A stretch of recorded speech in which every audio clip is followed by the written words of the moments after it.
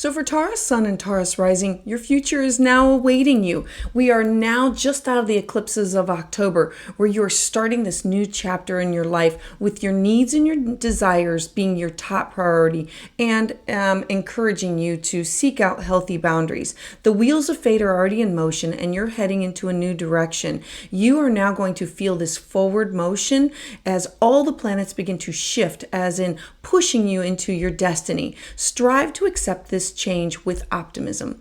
Hi, I'm Patricia Tate, and this is your monthly forecast for November. So let's dive in. So we start the month off with November 4th, and this is the time when Saturn is finally going to be stationing direct. We've all been waiting for it. It's offering this opportunity of no longer going backwards, and this is in your 11th house. Remember that the 11th house is your hopes, your wishes, your dreams. It's your networks. It's where you go to be connected with your peers or kindred spirits. It's who you connect up with in order to achieve your goals. And so having Saturn here is going to be, during this transit, now an opportunity to move forward with what do you wish, what do you want to do, who are you connecting with. You're now going to be able to have these firm boundaries, or starting to build firm boundaries around this, because Pisces is very intuitive and it's very watery, and Saturn is very solid and grounded, and it's about building some boundaries around your personal wishes, hopes, dreams, in order to move forward with something that's more sustainable.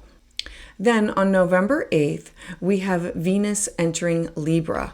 I absolutely love this because Venus is the planet of love and emotion and feelings and our cash and our property. And Venus in Libra, this is its natural ruler, and it's in your 6th house. Now, the 6th house for you is where you find a mentor or a guide. It's your daily routine. It's your relationship with coworkers. It is mental health, mental, physical, spiritual health, well-being. It's the house of where you are of service to others, and it's the house of self-care. So Venus being here is offering you this opportunity to make sure that you are taking care of yourself, dealing with others and enjoying this commitment, being diplomatic with finding ways to compromise. This could be with mentors or guides or with coworkers. Remember, this is also the house of pets, and this is the house where you need to stay healthy. People who can support you with your diet and your nutrition. Make sure that you are paying attention so that your health is not compromised. All right, so then as we move forward to November 10th, on November 10th, Mercury enters into Sagittarius.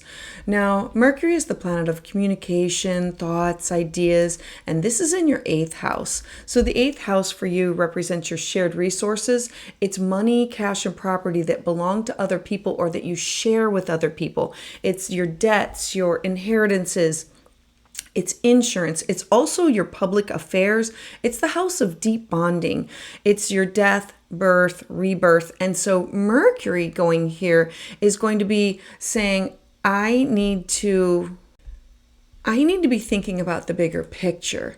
Remember, Sagittarius is seeing the overall theme of things. And so Mercury here is, I need to be thinking about the bigger picture with my investments, with my debt, with the contracts that I share with other people, all of my resources that I share with other people.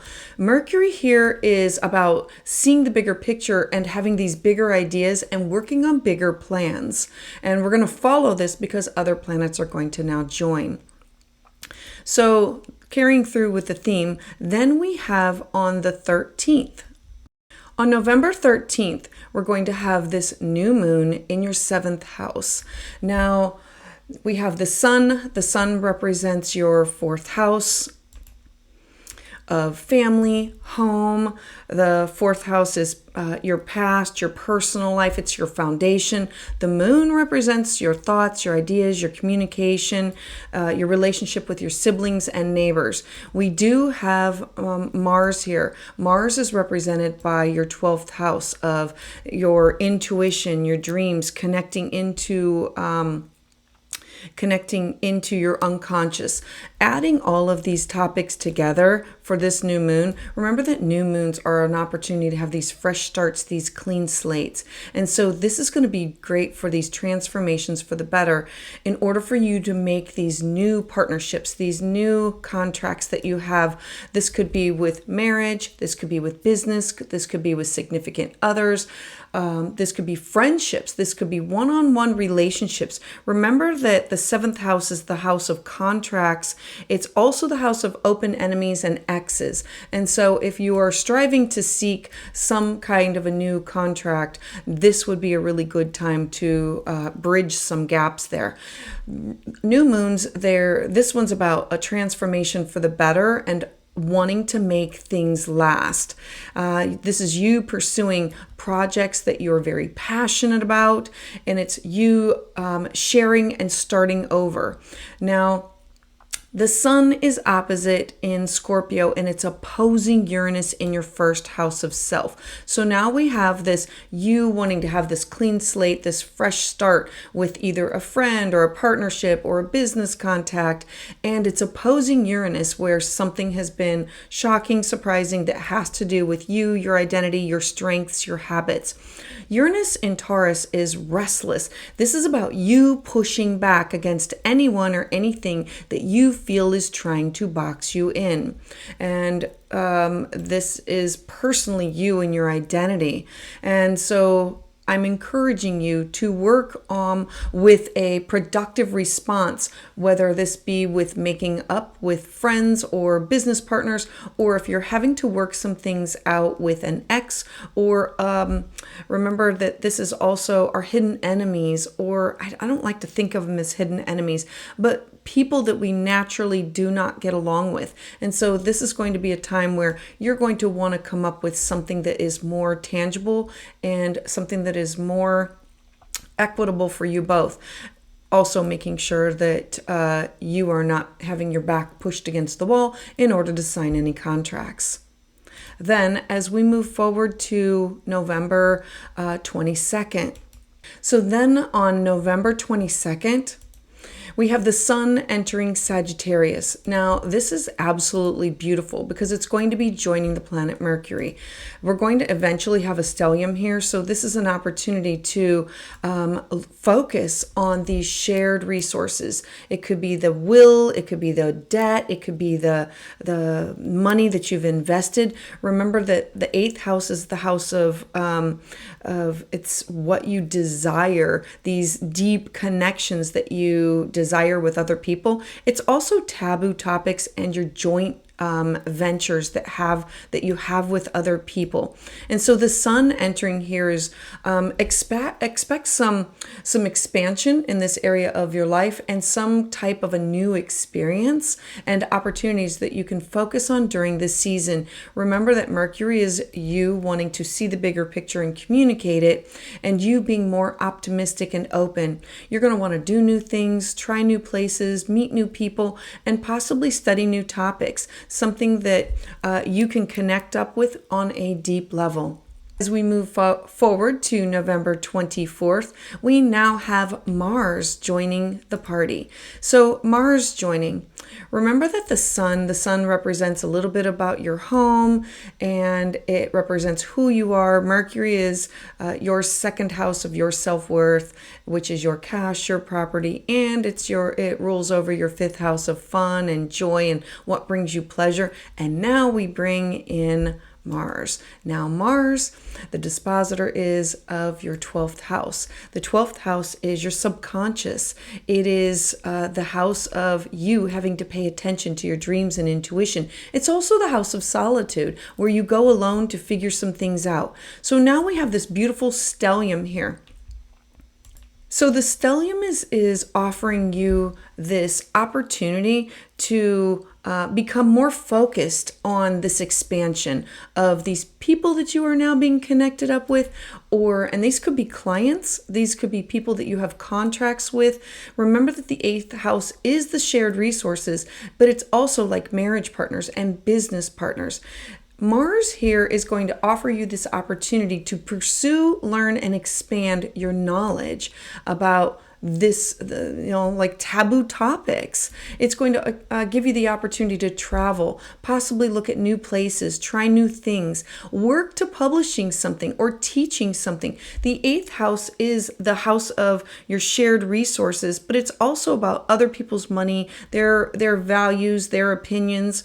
And so know that whatever you are working on here, the energy is now magnifying, and it is including topics that will benefit your self-worth, something to do with your home, something that brings you pleasure, or something about your children. And it's definitely the hidden house, the taboo topics that we don't want to share with other people. And for some people, this is money, and other people, it's sex. All right, so next, we move on to November 27th. So on November 27th, we're going to have this beautiful full moon in the sign of Gemini. Remember that full moons, they're endings, they're closures. It's about something that was hidden that's now going to be revealed. And remember, you've been working on your eighth house topics, these themes. And so now something that you have been working towards is now going to be revealed. Something that will show something about your personal cash, your personal resources, your money, your finances, your property, and this might change some of your opinions. The second house is about your talents and your salary and your income, and it's about your possessions. Remember, it's how you feel about yourself. And so a full moon in Gemini, you're going to be sorting through some ideas, you're going to be finalizing some plans, and you're going to be seeing results for some short-term plans, and you're going to be able to say what you mean and understand the emotions that are behind words and merge your head with your heart, because the moon represents your feelings, and Gemini is all about the topics and the thoughts and the ideas that roam around in your head. Now, we have Mercury in Sagittarius here in your eighth house, and it is in a square with Neptune in Pisces. Neptune in Pisces is in your 11th house of your hopes, your wishes, your dreams, and the people that you connect in order to manifest those, or the 11th house is your peers or people that you are connected to. A square is something that needs to be worked through, and so we have eighth house topics being illuminated with your shared resources, opposing or revealing something that has to do with you. And the square could be something that has to do with peers or your social groups or your hopes, your wishes, your dreams, your aspirations, or your shared beliefs. And so something might be revealed, or you might lack focus with your dreams or your circles that you are part of. You might have a hard time seeing what is in front of you. And so I'm encouraging you to ground your thoughts and use your imagination in order to work through this square energy. All right, so Taurus, I would love to hear your thoughts in the comments below, and please check out the other transit videos for more up-to-date information or more detailed information as it's released. Please join me live 6 p.m. Eastern Standard Time, where I offer tarot consultations and I offer new moon and full moon astrology readings. And to get updates as soon as they're released, please subscribe.